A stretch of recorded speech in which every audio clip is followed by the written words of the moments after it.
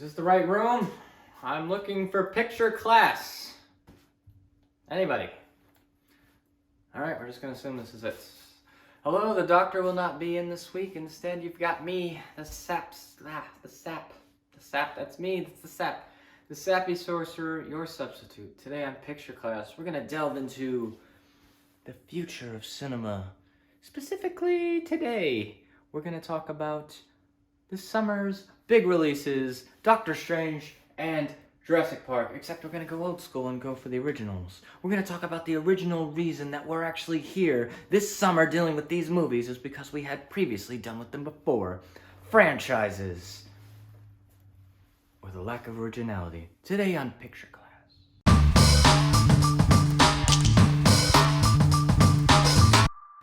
Today's films, 1993's Jurassic Park, directed by Steven Spielberg, who did a lot of movies. A lot of Indiana Jones movies, a few Jaws movies. No, he did only one Jaws movie. A few Jurassic Park movies, a few CGI movies. He did Duel, he did Always, he did Munich. So we're gonna keep going. Terminal, War of the Worlds, The Post, Lincoln. And it was written by Michael Crichton and David Coet. I believe he also did Mission Impossible with Brian De Palma and a few of the Spider-Man films, including the Spider-Man 4, which now more information is coming out, of course. The original Spider-Man 4, not the new Spider-Man 4. And Michael Crichton, of course, one of my favorite people of all time, who went to Harvard Medical School, graduated, and decided to write novels instead. And then he became a film director. He directed Coma, he directed The Great Train Robbery, and he directed a movie called Westworld, which he also wrote, which is now a TV series. This guy still got it. John Williams did the soundtrack. John Williams did the Superman soundtrack. He did Raiders of the Lost Ark. He did Jaws. He did Star Wars. And of course he did the Jurassic Park theme, which is unforgettable. One of my favorite memories of this movie was its marketing campaign. When I was younger, I remember this movie coming out in VHS. Went to the local supermarket and we got it. And I just remember the box. The box was just great. It was just that red bone dinosaur, Jurassic Park. But when you'd see the logo elsewhere, you'd see just the dinosaur in yellow or red. It would just be the logo. You didn't need anything. There were no characters, no people making stupid poses, no big head. It was just high concept, similar to the Batman, the 1989 Batman movie, or even Dick Tracy, if you remember that, or Congo. A lot of these very high concept marketing campaigns I feel are a little more impressive to me versus, showing too much on a poster. That's why I have a lot to say about posters, but we're not going to get into that today. We have Sam Neill, who was at one point up to play the role of 007 James Bond. However, he lost the role to Pierce Brosnan. Laura Dern, she was up there. She was big because of a lot of the David Lynch movies. Think of Blue Velvet, and this was a huge movie for her. She's been around, still acting, still fantastic. A movie I really enjoy her with is with Will Ferrell, Everything Must Go. One of Will Ferrell's drama movies. He is fantastic, she is fantastic. Check it out. Jeff Goldblum, does he really need anything said about him?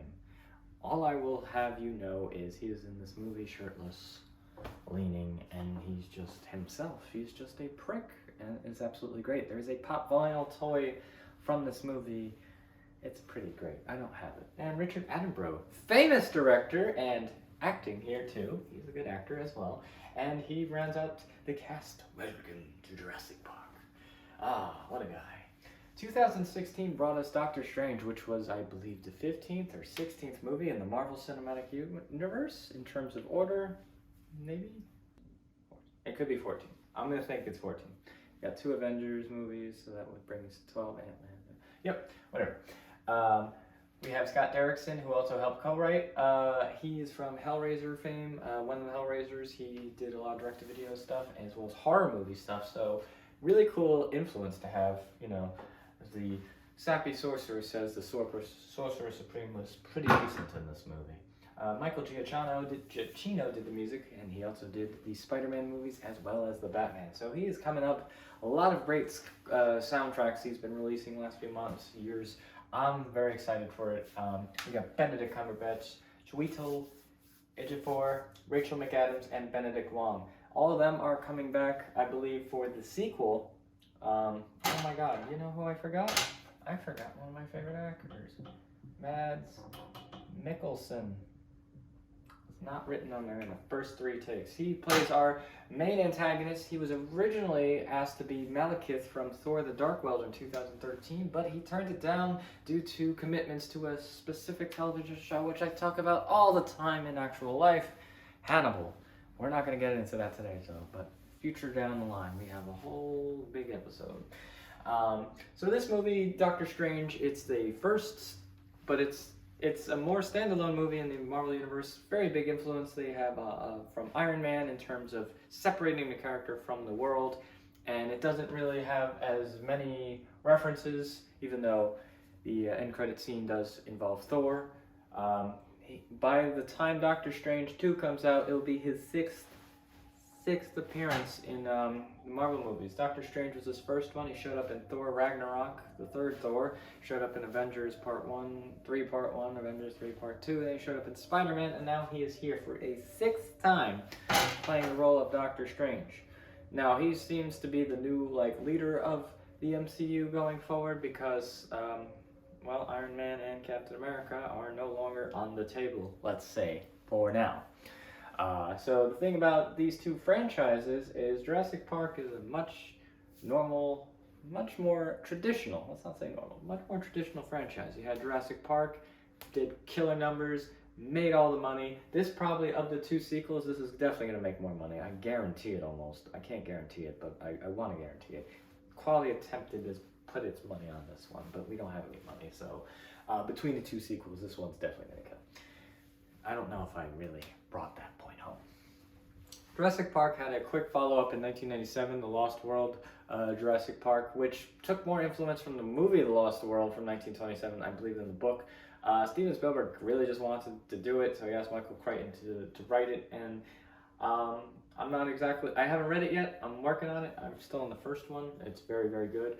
And then from there, they go to Jurassic Park 3. So Jurassic Park 2 didn't have Sam Neill or Laura Dern, but it had Jeff Goldblum. And then Jurassic Park 3 had Sam Neill with a cameo of Laura Dern. So the original Jurassic Park trilogy kind of stuck with this movie and then took one story and then another story and whatever. There was just more dinosaur action. Jurassic World kind of was a soft reboot. So they basically kick the continuity, but they keep moving forward and they basically kind of do the same movie again. Like Star Wars Episode 7, Star Wars A Force Awakens, I don't use numbers anymore, is very similar to Star Wars A New Hope. It's a, revival reboot, and they kind of get the same thing with the new cast, and then you get to deviate later on. So Jurassic World made a killer ton of money, lots and lots of money. Then it had a big sequel, Fallen Kingdom, and now it has a third one, which it's poising as its end game. We're just going to bring everyone back. And the thing about franchises at this point, when you have 10 movies with 10 different people, you just can bring them all back. It's like Road Rules, or it's like these MTV shows. It's not really that much different. It's just like, all right, they're established, let's put them in here. Franchises, or the lack of originality. Doctor Strange is a little bit different. So Doctor Strange is actually a universe outside of Benedict Wong, he plays Wong, right? That's his name.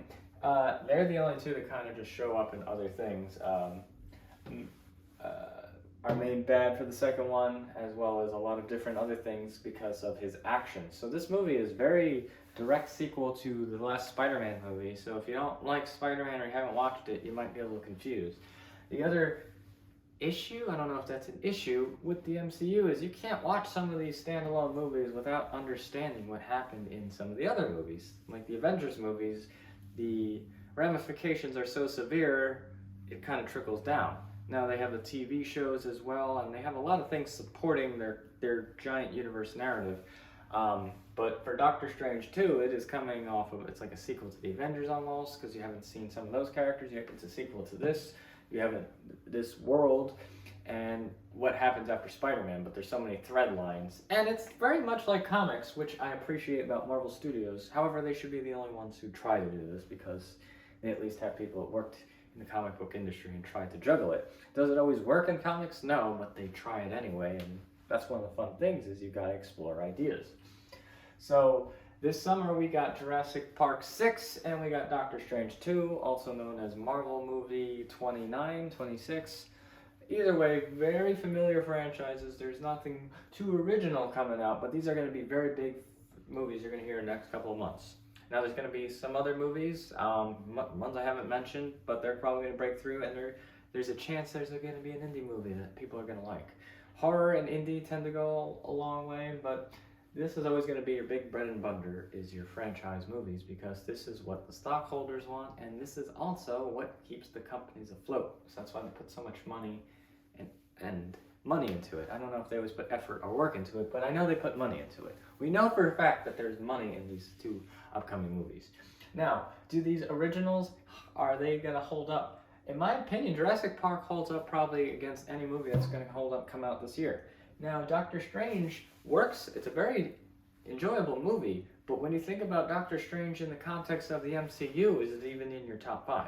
Is it anyone's top 5? That does not mean it's a bad movie, right? We're staying alive here. We are staying alive because it doesn't matter, it's a puzzle piece. What I like about the MCU, it's not necessarily a movie, it's a puzzle piece, part of a larger picture, and they really did that, which was unparalleled with the whole Avengers Infinity Saga, what they did Iron Man. Was everything perfect? Absolutely not, but they did it and they pulled it off. Now they're trying to, what next? And kind of the world has changed since the Avengers, as well as a pandemic, and how people watch movies, and the content is starting to change too. And we had a WandaVision show, which directly, that kind of is supposed to lead into this as well. So you have a TV show, you have Spider-Man. It's a lot of different forces, but a movie on its own, Doctor Strange, it's decent. However, it's like, which way would you go? You're gonna go back to learn more about Doctor Strange? You're gonna go forward, down?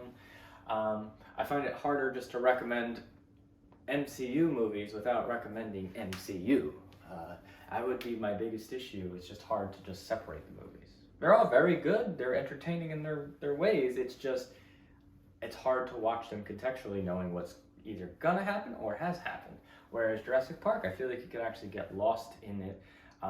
That's probably, we haven't talked, or the effects of, what happens when you keep going and you just can't go anymore. Well, they haven't really reached that problem. There's a lot of new characters coming out in the next few years.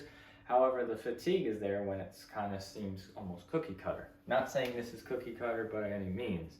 However, when you see the sequels, it's just a title, it gets hard to keep up with all of them. I would say that would be the biggest issue, is we're overburdened. We are spoiled with content, and now you want the content to get out there. Look who's talking, right?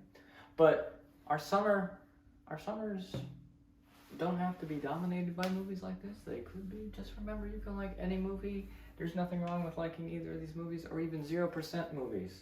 Because Rotten Tomatoes, people put a big stock in it. There is a 0% movie that I like. It is called Staying Alive. It is a sequel to Saturday Night Fever, which I saw at some point.